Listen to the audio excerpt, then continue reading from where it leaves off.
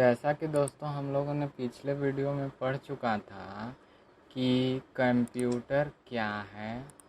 देखिए आप स्क्रीन पर आपको दिख रहा होगा कि हम लोगों ने पिछले वीडियो में कवर किया था कि कंप्यूटर क्या है। कंप्यूटर का फुल फॉर्म, कंप्यूटर के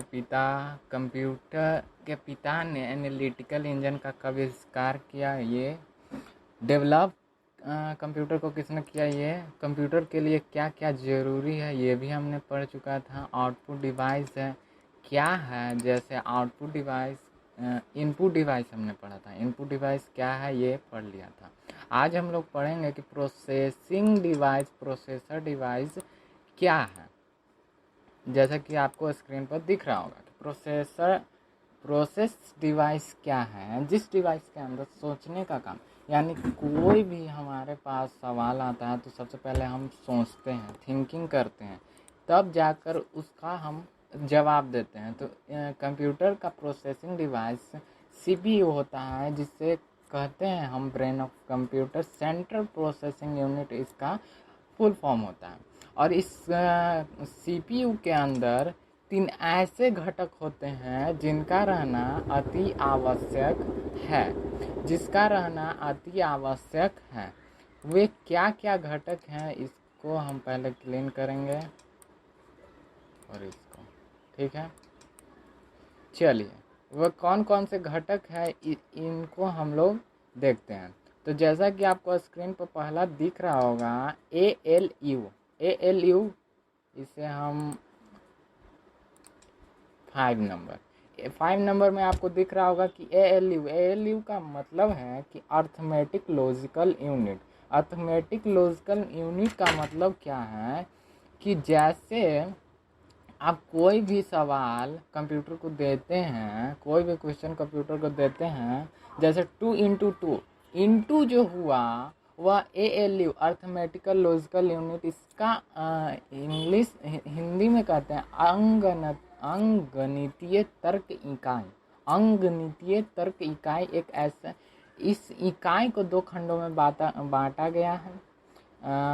अंकगणित अनुभाग, जिसमें हमारे पूरे नेचुरल नंबर आते हैं, और दूसरा है तर्क अनुभाग। तर्क अनुभाग का मतलब है माइनस, प्लस, डिवाइड, सब्ट्रैक्ट, ये सब तर्क अनुभाग में आते हैं। दूसरा हमारा जो है एमयू का मतलब है मेमोरी यूनिट। मेमोरी यूनिट का मतलब है स्मृति इकाई। स्मृति इकाई यानी कि इस यूनिट में कार्य, निर्देश, डेटा और मध्यवर्ती परिणामों को स्टोर करना, यानी कि जो कंप्यूटर हमें आंसर जो देता है, रिजल्ट जो परिणाम जो देता है, और वह स्टोर होता है सीपीयू के एमयू यूनिट में।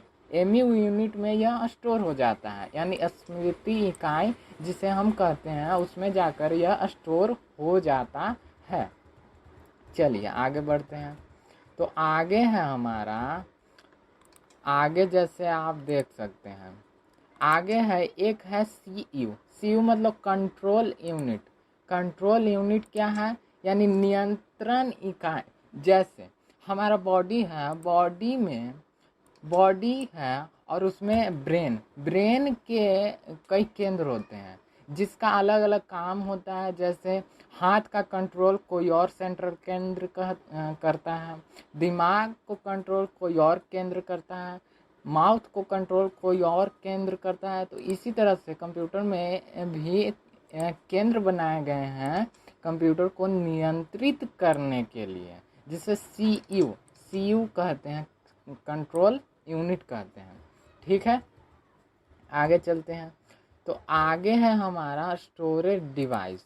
जैसा कि हमने ऊपर पढ़ लिया था कि यहाँ देखिए एमयू में ही स्टोर होता है, एमयू में ही स्टोर होता है। यहाँ एमयू में ही स्मृति को स्टोर किया जाता है, लेकिन यहाँ अलग से स्टोरेज डिवाइस पढ़ना है।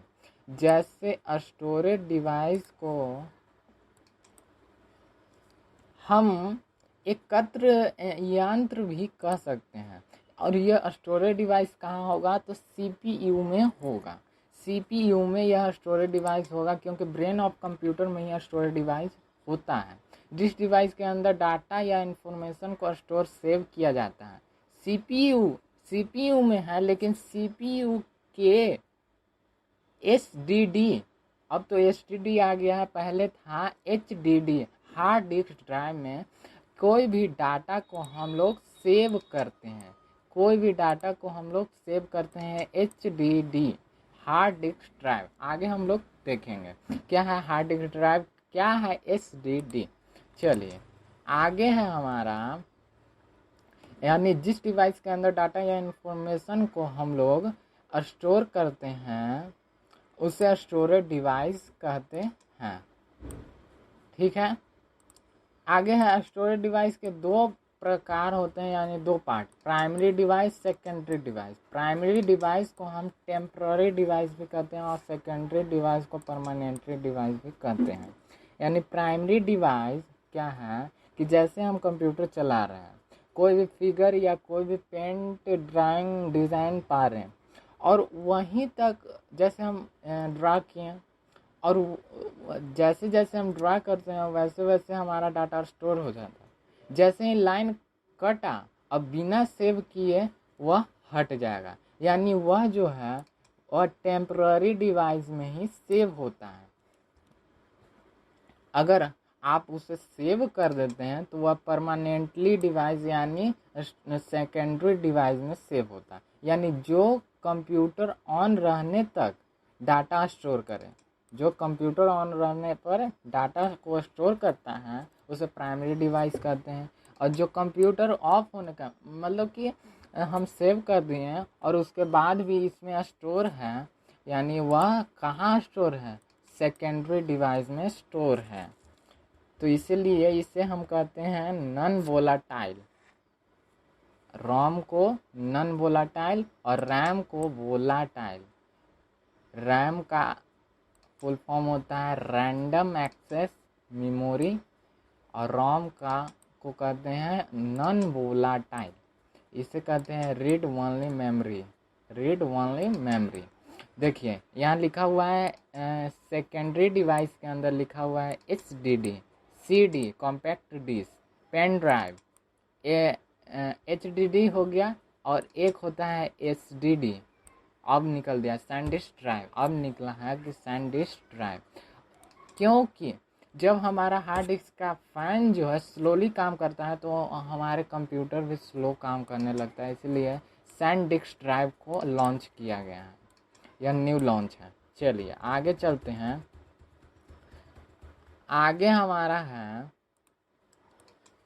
समय कम है और इसी समय में हम कवर कर लेंगे।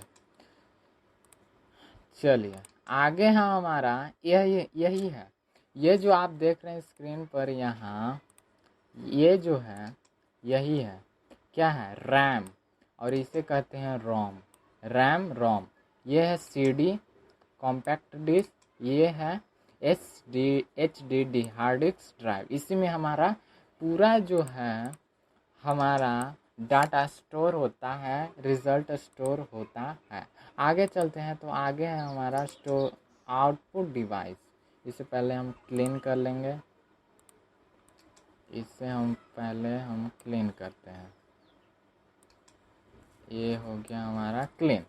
आगे चलते हैं, आगे है हमारा आउटपुट डिवाइस। आउटपुट डिवाइस हमारा क्या है कि जिस डिवाइस के मदद से हम कंप्यूटर में रिजल्ट या इंफॉर्मेशन, यानी जिस डिवाइस के मदद से हम कंप्यूटर को रिजल्ट, यानी जिस डिवाइस के मदद से कंप्यूटर हमें रिजल्ट या इंफॉर्मेशन देता है। जैसे हम कीबोर्ड से टाइप किए 2x2 हमने टाइप किया 2x2, तो जिस डिवाइस की मदद से यहाँ कंप्यूटर हमें रिजल्ट दिया 4, यानी 4 किसकी मदद से दिया, तो डेस्कटॉप की मदद से।